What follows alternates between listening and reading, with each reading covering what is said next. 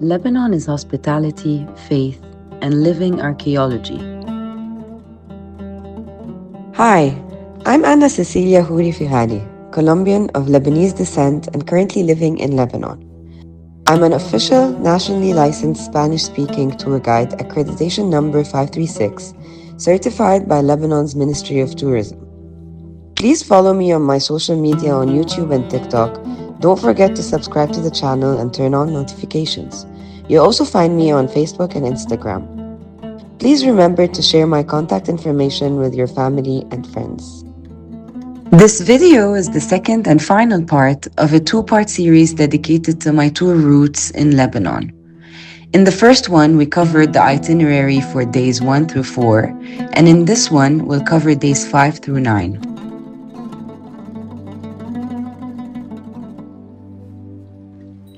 Day 5 begins in Batroun, a coastal city whose port flourished during the Phoenician period. Its ancient Phoenician walls served as a vital defensive fortification against the maritime threats. Batroun is also famous for its summer attractions, water sports, beach clubs, lively nightlife, as well as its local beer and lemonade. The visit includes the 19th century souk, featuring sandstone arches and vaults, museums, and houses linked to the Lebanese diaspora. St. Stephen's Cathedral, a masterpiece of Roman Byzantine architecture, and the chapel of Lady of the Sea, Saydet al-Bahr. The journey continues to High, where the relics of Saint Maroun, the saint who gave his name to the Maronite Catholic Church, are kept along the remains of an ancient Phoenician fort damaged by the famous earthquake of July 551 and traces of Roman structures. Next is the Bal'a cave, near the village of Tannourine, known for its 3 natural bridges shaped by erosion and surrounded by lush vegetation, creating an almost imaginary landscape. The tour then reaches Douma, one of the most attractive tourist villages of Phoenician origins, whose name means tranquility. Historically important as a commercial center on the route to Damascus. The day concludes in Bchaaleh, built over Phoenician ruins and renowned for its millennial olive trees, considered among the oldest in the world. 6th day. Visit to the Qadisha Valley, renowned for its ancient Maronite Christian monasteries, and to the point where the Tannourine Valley meets the Qadisha Valley. Continue to Bkaakafra, one of the highest villages in Lebanon and the birthplace of Saint Cherbil. Visit to the monastery of Saint Anthony of Kozhaya, considered the cradle of Christian monasticism, where the oldest printing press in the Middle East from 1585 is preserved, along with the first book printed in Syriac Aramaic. Visit to the Khalil Gibran Museum in Bchaaleh, which houses his literary and artistic works, and conclude at the Cedars of Lebanon forest, ancient remnants closely linked to Phoenician and biblical history. 7th day. Tripoli, the second largest city in Lebanon and the capital of the north, dates back to the 4th century BC when it became the seat of a confederation of Phoenician cities, Tyre, Sidon, and Aradus. The city is renowned for its great crusader citadel, associated with Raymond of St. Gilles, and for possessing one of the most important collections of Mamluk architecture heritage in the world, second only to Cairo. Tripoli is also known for its traditional souks and historic artisan industries, olive oil soap, copper, and ceramics, which have sustained its economy throughout history. Notably, highlights include the Old Souk and the famous Qasr al-Halo, a traditional Arabic sweets shop. Anfeh, an ancient Phoenician coastal town, is famous for its crystal-clear waters, white and blue houses, historic salt pans, and windmills. It is home to several ancient churches, including Saydet al-Rieh, Our Lady of the Wind, which preserves Byzantine fricus, as well as churches from the Crusader period and the Monastery of the Virgin of Natur. The Monastery of Our Lady of Light, Saydet and Nourieh, located atop a cliff in Hamatoura, dates back to the 4th century. According to tradition, the Virgin Mary appeared, a light to two sailors during a stormy night, guiding them safely to shore. In gratitude, they carved a cave into the cliff and dedicated it to the Virgin. A Greek Orthodox monastery was later built on the site in the 17th century. Eighth day. The monastery of Our Lady of Hamatoura, founded in the 4th century and located near the village of Kusba, is carved into a rocky depression on a high cliff overlooking the sacred Qadisha valley. It preserves the ancient church of Saint Jacob, a 7th century cross, and well-preserved medieval frescoes. The site is surrounded by churches dedicated to Saint Cherbil, Saint John the Baptist, and Saint George, as well as a nearby cave historically linked to fertility rites. At the end of the 13th century, Saint Jacob revitalized monastic life at the monastery but was later martyred by the Mamluks. Today, the monastery is an important pilgrimage site, renowned for reported apparitions, miraculous healings, and other acts of grace. Mseilha, in the Zghebta district, is home to the Marian sanctuary of Lady of Mseilha, Mother of Mercy, built in 1979 and consecrated in 1992. The sanctuary features a statue of the Virgin Mary at the entrance of the village, guarded by two limestone angels, and includes sculptural representations of the baptism of Christ, the wedding of Qana, and the Last Supper.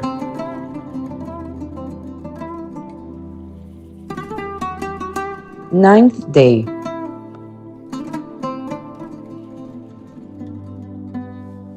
Visit to Broummana, Rashaya, Qana, Jezzine, and Bkassine, combining history, faith, and nature. Broummana, from the Aramaic Beiruman, meaning House of God, is a traditional summer resort town known for its historic residences. Rashaya Wadi is home to the Rashaya Citadel, also known as the Citadel of Independence, an 18th century national monument located at the foot of Mount Hermon, Jabal al-Sheikh. It played a key role in two pivotal moments of modern Lebanese history: the Great Druze Revolt and Lebanon's independence. In southern Lebanon, Qana of Galilee is a biblical site where tradition holds that Jesus, at the request of his mother, the Virgin Mary, performed his first miracle by turning water into wine. Visitors discover natural caves carved into rock bearing ancient inscriptions and engravings of the apostles. Jezzine, the city of cutlery, tells a story of art and tradition through its handcrafted knives with phoenix-shaped handles, evoking ancient Phoenician heritage. As the saying goes, Lebanon is like a phoenix, it refuses to disappear. The town is also famous for its 70-meter-high waterfall and its impressive pine forest, one of the largest in the Mediterranean basin. Bkassine features its old souk, historical moments, and the private palace of Farid Serhal, set within a remarkable natural landscape. Lebanon, land of the cedars and cradle of the alphabet, is a country of hospitality, faith, and living archaeology, where the past and the present meet through its millennia-old stones. Resilient through time, it also offers a pilgrimage route from Annaya to Bkaakafra, following in the footsteps of Saint Cherbil on a journey rich in spirituality and heritage. Experiences and reflections from my recent trip to Lebanon. You may share them with whomever you deem appropriate. I fully understand the concerns that are often raised about Lebanon, as for many years I myself postponed this trip due to the same reports and official travel advisories. However, after having recently visited the country, I feel a responsibility to share a perspective based on real experience rather than headlines and generalized reports. As in many countries in the region and around the world, there are political, economic, and geopolitical tensions that cannot be ignored.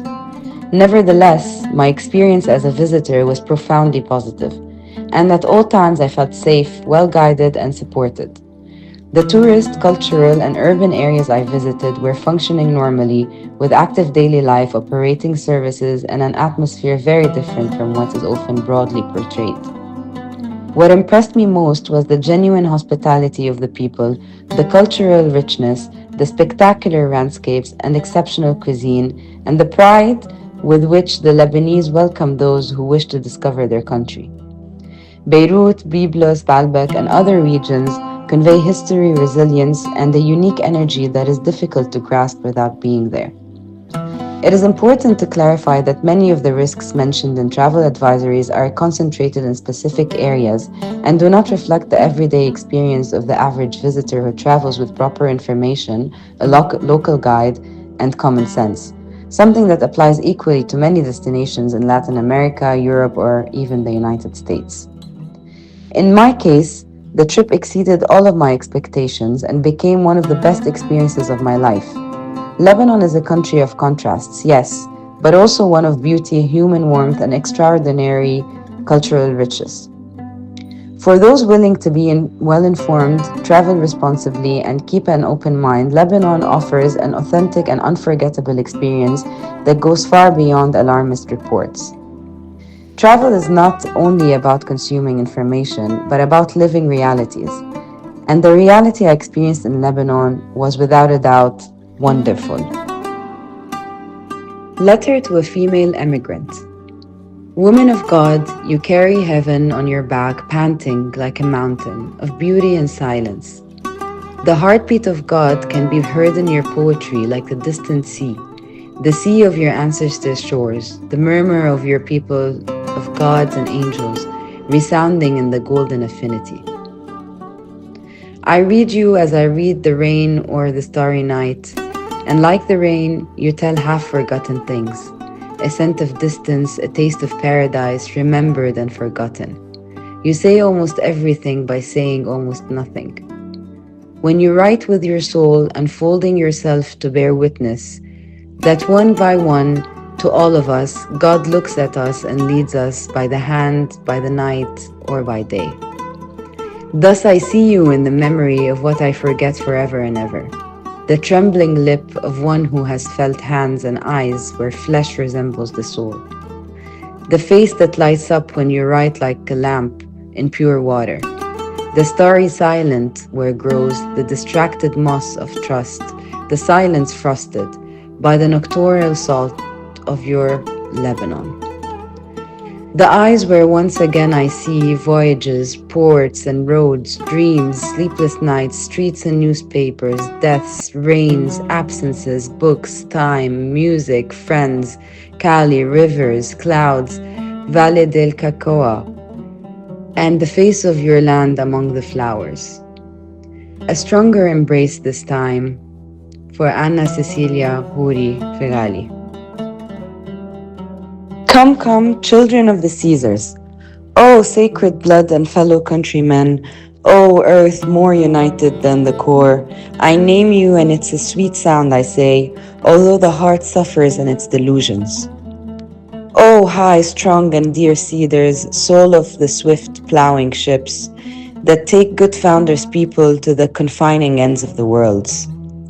At coming back, finishing, I convoke you with the winds and the full sails, and the call of the ancient alphabet whose melodious accent calls us to these beloved hills is clear. How great is this bliss, and I call upon your nobleness.